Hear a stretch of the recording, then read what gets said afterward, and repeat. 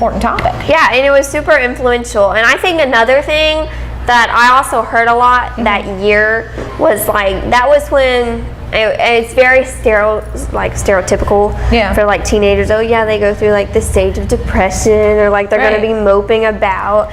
And so like adults would say that, and I'm like, but what if it's a real problem? Exactly. Like, what if I'm just not going through this phase where I'm gonna mope about? No, I never think, any of my younger clients, I never think it's a phase. I mean, it's very serious.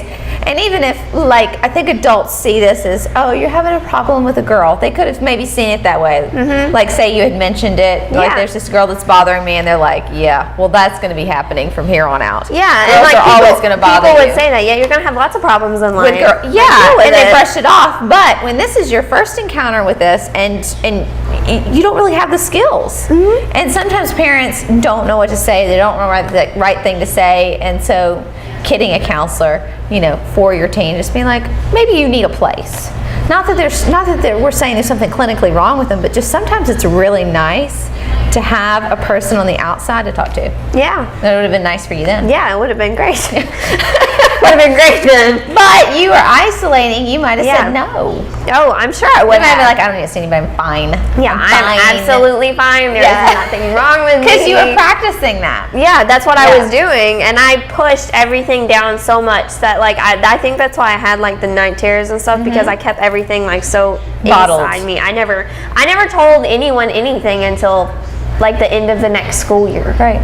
And then I had good friends, and they was talking about this girl, and I'm like, hey, you want to know something? I have a fun story to tell you. Oh man. And had they experienced something similar? They had, and like someone who was so awful. Like, she was genuinely just a horrible person. Like, I'm not being mean. Like, I've met other not nice people, and they're okay. Yeah. But like, she was just awful. And like, she would show her colors to everyone eventually, or everyone had an experience where they was like, yeah, she said something to me that sounded kind of shady, but I just let it go, and I'm like, I'm here to back it up. So yeah, so like, since she only did it that 1 year, if she had come back, there would have been no way I went back. Yeah, because that would have been too much, because I was just getting better. Yeah. And so, but yeah, so by the time I had these good friends that I trusted and that I like wanted to tell, I started sharing it. And once I did, it felt so good. I'm like, and other people understood. And I'm like, you did the same thing? I'm like, what? I know. Because I always thought it was just me. Just because, when you can find community in whatever your struggles are in, it's incredibly healing. Yeah, I mean, and I did. When I was going through it, I was like, it's just me. Like, she's being so nice to everyone else. And it wasn't. There was a couple other girls that she did almost the exact same thing to. So, like, if I would have known that at the time, I would have been more prone to speak out. Yeah. But I didn't, because I didn't speak out. Yeah. And so I never knew. And so I always just thought, it's just me. Like, she just chose me, and she's doing this to me. And so no one else knows what I'm going through. But they did. And even her parents was helping with the adults, and they was not good either. And had I known that, I would have went to the adults and been like, well, their daughter is not great. Let me just tell you a story. But you kept going back. Yeah. So what was this? I mean, did you have a choice? What I'm looking for is, did you have a choice? Yeah, I had a choice, and I could have quit. And you didn't quit. And I didn't quit, because I knew if I did that let her win. Like, I wasn't fighting back with her with my words or my actions, because I knew I needed to just treat her with kindness. Right. To not fuel her fire. But equally, I'm the person that's so self-determined to not let one person decide what I'm going to do. Yeah. Because I think if I would have quit, she would have won. And she would have reveled in that. She would have loved for me to quit. I know. But I think that's what a lot of people do, is I think a lot of people quit. Yeah. I think a lot of people quit on their health. I think a lot of people quit a lot of things that they love. It was hard not to quit on my health. Right? I love pasta. I really wanted pasta. Those 6 months that I couldn't eat anything. But that's what, when you guys want to hold health in high regard, you have to not quit. Yeah.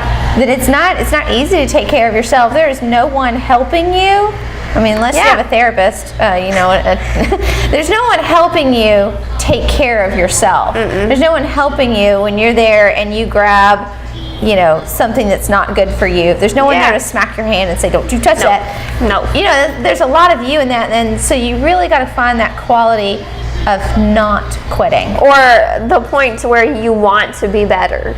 Yes. Like, if you want to be better, you will do it. I know. Like, you'll have your temptations and whatnot, but you will do it. Like, when I was told that I have a health issue, my first response is, how do I fix it? Like, I don't want to have this problem. But some people do this. Yeah, I don't have a health problem. What? No, I don't have one. I'm fine. I need pasta. I need a bowl of pasta and I will be fine. It's what they do. Yeah. And I kind of think that's what I did with Princess Sarah. That's what I call her, Princess Sarah. Okay. It's like random. I haven't used her name. I call her Princess Sarah. Is she watching this? Hi, Princess Sarah. Where did you get that life-size cutout? Because we need one of ourselves. Yeah, we need a giant life-size cutout of ourselves. To put at the Bledsoe telephone cooperative. We'll put it in the front lobby. When you walk in. I call her Princess Sarah in the worst sense because she thought she was princess. But besides the point. What was we talking about? We were talking about health and not quitting. Oh yeah, I think that's kind of what I did with Princess Sarah. I didn't quit, but I didn't want to fix the problem because not only did I really not know was a fix. Yeah, I don't know if there like would have been a way to. I guess I could have went to an adult. In retrospect, I could have went to the director and been like, "Hey, something needs to be done about this." Yeah. But at the same time, like, I didn't want to do that because I was afraid it would just cause more conflict. It could have. Yeah, I mean, it could have. Yeah. But like, I didn't try. Like, I didn't quit, but equally, I didn't try. Yeah. Versus like with my health, I didn't quit, but I tried. Right. I tried hard, and I still try with the choices I make and the restaurants I go to, and the fact that I still take my iodine and like magnesium and B3 and things like that. Yeah. Like, you have to have an effort to not only not quit, but to try. Yes. Yeah, I mean, a lot of times in my mind, I think about quitting. Yeah. You know, I did. I have a nice little tantrum. I break down. I cry. You know, I'm like, how can I quit? I would like to quit. And just do nothing. But I never quit. Yeah. I'm going to bellyache about it in a lot of, you know, for a lot of different reasons, but I'm never going to quit. And I don't know why I don't quit. Maybe it's just years of resilience or responsibility, or I know what it is. I had 3 people last week, two were clients of mine, separately tell me I was stubborn. So that could be why I don't quit. It's just your stubbornness willing you to not quit. You're stubborn. Really? I'm so glad you made that evaluation of me, your therapist. I'm like, I don't know. I'm going to have to take that back and journal, really ponder myself if I feel like I'm stubborn. I'll let you know next week. I think something that also helped me was like, being isolated wasn't a good thing. Yeah. But it also really taught me who I was as a person because I got a lot of me time. Yeah. Like, and I didn't do a whole lot. I didn't have my job at the time. I was still young. And I didn't go out with friends and have like activities and stuff. So I had a lot of me time where I would sit and like write and I would, or paint. I used to paint. Yeah. And just things like that. And I think that even though that was like the hardest thing I've lived through up until this point in my life, I think that is also the thing that shaped me who I am as a person. Because when I got better and when I got over that, like, that made me stronger and rooted as who I am as a person. And now I look back, especially this past year being my last year of high school, I think there's been a lot of reflection on my high school years. And like, there was girls and guys in this same group, I'm still in the group, that had the same problems that I did when I was that age, and I could recognize that. Yeah. And I knew how to handle that because of what I'd lived through. And so I think that having time to yourself to really figure out who you are, no matter how old you are, is extremely important, because once you know who you are as a person and what you will stand for and not stand for, then you can help other people. Absolutely. But you know what else is a trap? I mean, and you don't have to get into this personally, but a trap for a lot of people is they have some kind of problem like this, where maybe they're isolated, maybe they don't have good girlfriends, maybe they're having problems with girls, maybe they don't have kind of that relationship foundation with their parents at this time during their teenage years. They get into an unhealthy romantic relationship because that's something to cling to. Yeah. And they have no relationship skills, but it's a safe spot to land. And this person comes in and they tell you you're super wonderful and you're feeling so low that you just soak it right up. But then more than likely this is not a good relationship for you to be in, because you didn't step into it when you were like where you are now. Which is, I kind of have this identity, you know, I've gotten back okay with my faith, I've got a better relationship with my parents, I have interest, I know where I'm going, I have girlfriends. Yeah, to be more sure of yourself and know who you are and like what you want, it makes it it's just so much better versus when you're like, I don't know what this is, I don't know who I am, I don't know how I feel. Right. And you just and it's so easy, especially when you're younger. I mean, I did it, to just throw yourself in something because it's like, it's so like fast and like lovey-dovey. And well, the first 3 months, you know, are really a telltale. I'd say the first month is fantastic. Second month, if it's not, then you already have a problem. You definitely need to get out there. The second month, you kind of start to see a little bit, and for sure that third month. And especially if you're refraining from intimacy, because any boy or female, vice versa, worth their weight will wait for the other person. That doesn't need to be out the gate. But I tell you, if they're not interested in you for you, then holding back on that intimacy is going to really tell you quite a lot, because they will not stick around. Yeah. And like I was just in a relationship towards the end of last year, beginning of this year. It ended in January. And like I needed it for closure. It was a very good thing in my life. Right. But equally, it should not have lasted as long as it did. Like you said, I really saw around 3 months what I got. Yeah. And I should have ended it at 4 months, and I didn't. It went on for 7 months. Well, it's hard to end sometimes. It is, of course, when I ended it. I actually, like, I hate to say this, but I, like, broke up with him in my mind, I think, a couple months before I actually did it. Because when I actually did it, I felt so free. Yeah. I wasn't sad. It's okay. I was like, jump for joy. Praise Jesus, hallelujah. One time I didn't want to break up with a guy because my four-wheeler had died, and I needed his four-wheeler to spread manure. Not kidding. True story. True story. I was like, but I need the four-wheeler. Mine's broken. Anyway. I can go a little bit longer. No, it's hard. It's hard. It's hard to break, but that's one of the other healthy things that you need to do in your life is figure out how to end relationships, female relationships, you know, friend relationships. Sometimes you just got to figure. Sometimes people don't need to be in your life. You can be kind to them, but you just need to send them on their way. You have to face the music. That's what my mom says. You got to face the music. Yeah. I've always viewed friendships with the perspective of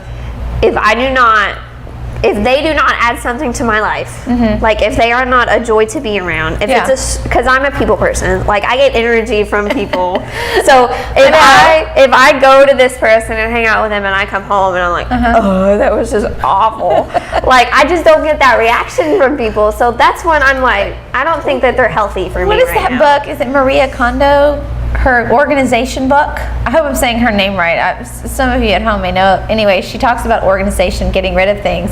And she says, if you look at the article of clothing and if it does not spark joy, get rid of it. And I'm thinking, that's true. That's just like what you said. True. You are not sparking joy in my life. So you have got to go. Yeah, and that's true for your activities. So when we're talking about healthy and unhealthy habits, there may be some activities that are not bringing you joy at home, and you need to write down a list. You know, I told my clients this week, I was like, you need to make a list of yes and a list of no. Things that you want to say yes to and things that you want to say no to. And that could be people.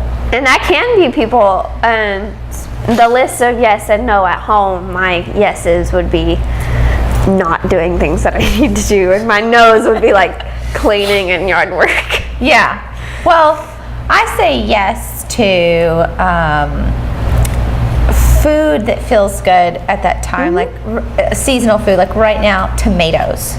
Like yes to tomatoes and good ripe fruit. Yeah, good while ripe it's in fruit. season. I think there's, the farmers market right now. I think there's supposed to be some blueberries that are going to be happening. But yes to those kind of things. I do like gardening, so yes to that for me. Yes to riding my mule. Hallelujah.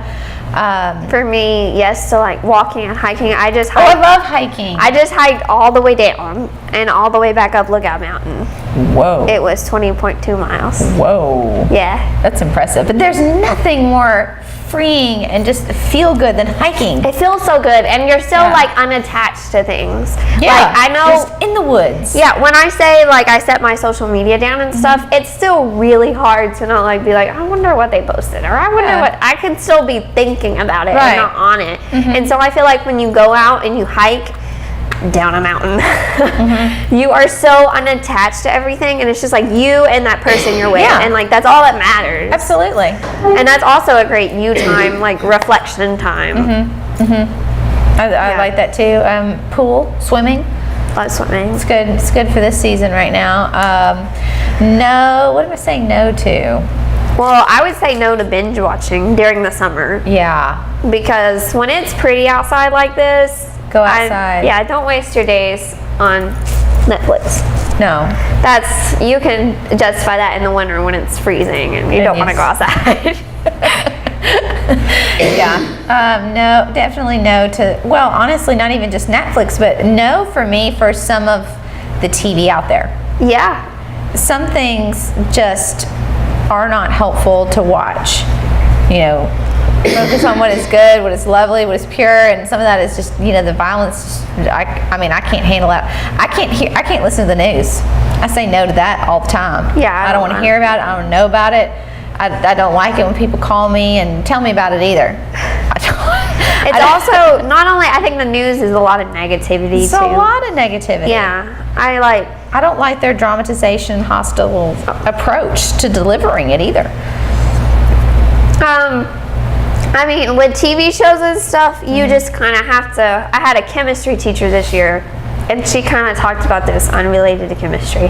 Yeah. She talked about like where you draw your line with like TV shows and music and movies and things like that. And she's like, that's not like, especially when you do it from a faith basis.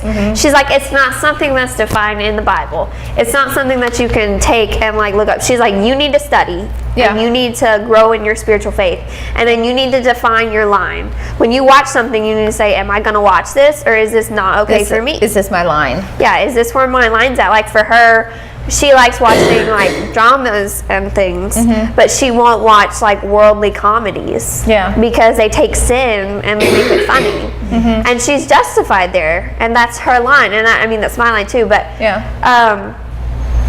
but like some of the kids in class, of course, they're a lot younger, and they was like, oh, but that show is so funny. And she's like, but they take the sin and then they make it funny. They make it enjoyable, right? In which it shouldn't be. No. And so with all secular things, the media, the social media, the music, everything has to be defined by your own line. Yeah. Like, what line are you willing to come to a point you're like, I'm not going to listen to this anymore? For me, I don't watch I watch a lot of television, but it's mostly very like average things. For me, and my line is mostly with music, because music is my life. I listen to music all the time. I am the type of person that will take a song and like dedicate it to a part of my life. Oh yes. Or a person in my life. There's just a song. Like, I need a song right now just to cope. I need a song. Yes. Right now, it's like for me, Eric Church, Springsteen. I know it's an old one. It's totally old, but right now it's just speaking to me. I don't know. Mine is the whole new Shawn Mendes album. Oh, I gotta listen to that. It's really good. He's kind of like, it's like a branch off of like Ed Sheeran type. It's very good. There's a song on the album called Queen. Yeah. And it is a song that I have dedicated to Princess Era. So listen to that. Yes. And you will understand. Okay. But yeah, just certain things, like I listen to a lot of, I do not like, there's no rap. No rap. It's all awful. I don't really do country either, because there's a lot of drinking and shirtless girls and all that jazz. Well, yeah. And then certain, like, I listen to a lot I don't know what happened with some of these country music lyrics. That's true. So I was not, no. Old country's a lot. And I knew so many wonderful, when I lived in Nashville, so many wonderful country music writers, songwriters, and they had the best songs. And I don't know what happened, because these songs, the lyrics right now are awful. Yeah, and it's not just that. Like, I listen to mostly like Broadway and pop. Yeah. That's mainly my area. Right now, I am, my new friends will tell you. New friends. My new friends. The ones that bring me joy.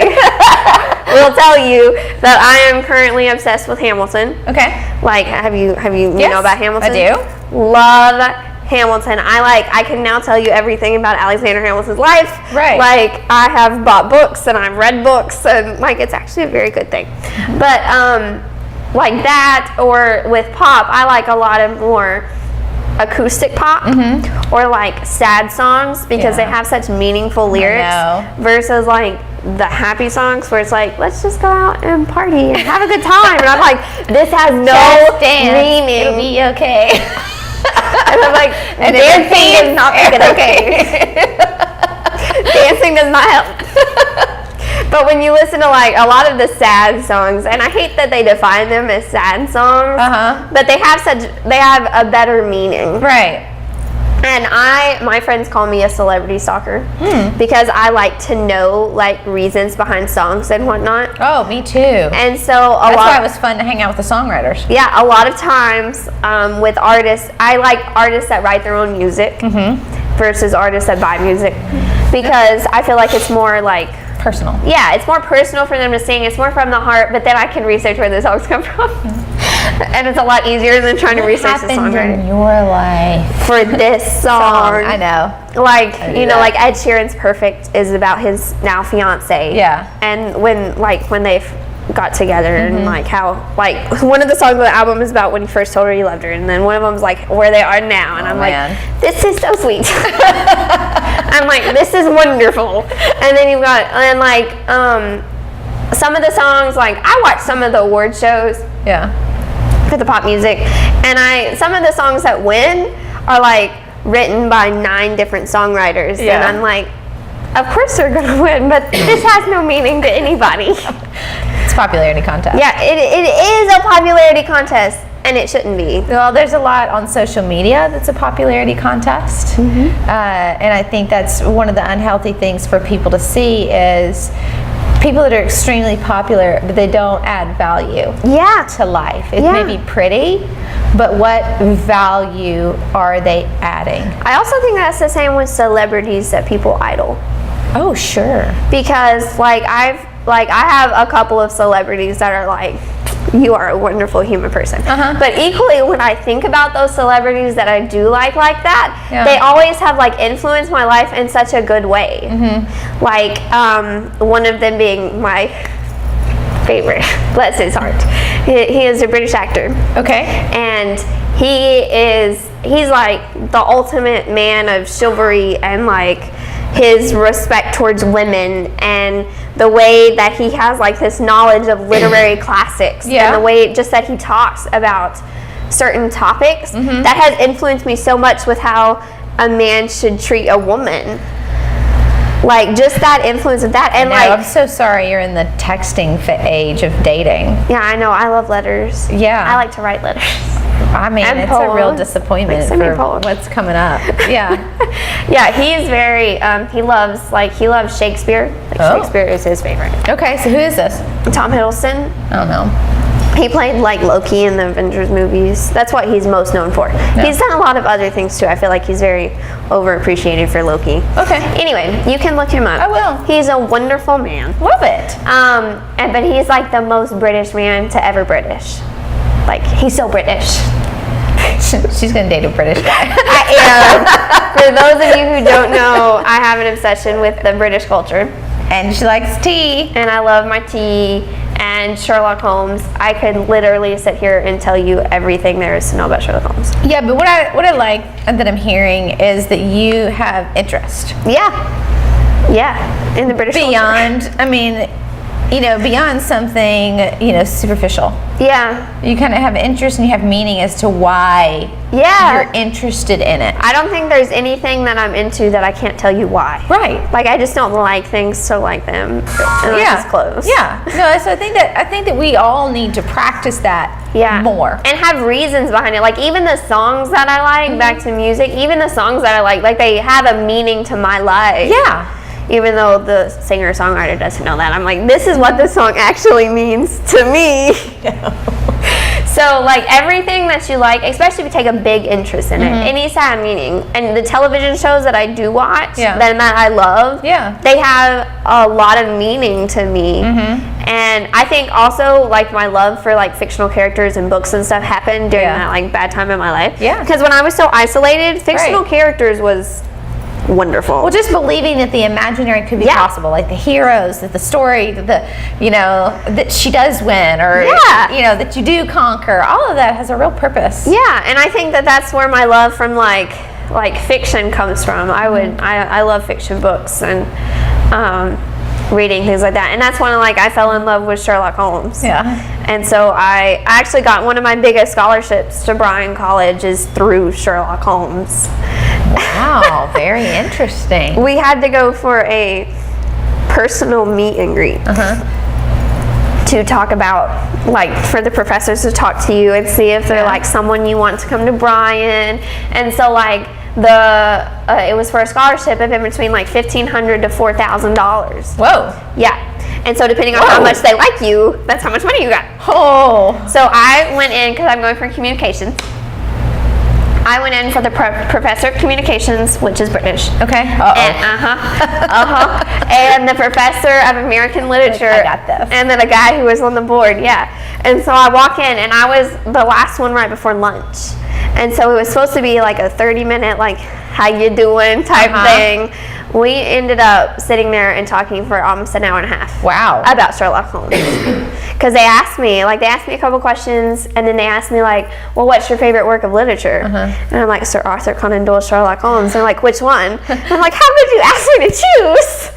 And so then we started just talking about them. We talked, and I got the full, $4,000. Wow. Yeah. Wow.